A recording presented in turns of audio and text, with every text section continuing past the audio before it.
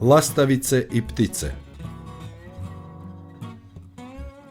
Jedna ptica pomisli da dobro zna kako i šta sve ljudi čine i snuju, pa sazove oko sebe množinu ptica te im reče: ljudi siju konoplje samo zato da iz njih prave mreže kojima nas love.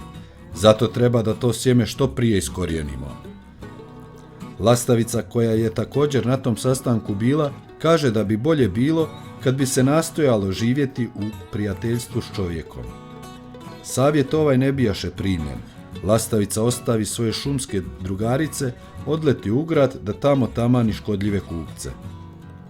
Ljudi opaze da je lastavica korisna, pa je puste da mirno pod krovom gradi svoje gnijezdo. Druge ptice su ljudima pravile štetu gdje su samo mogle, te su postale debele i jake. U to je dozrelo i konoplje, pa su od njih ljudi izradili mreže kojima je svaki dan pohvatano mnogo ptica.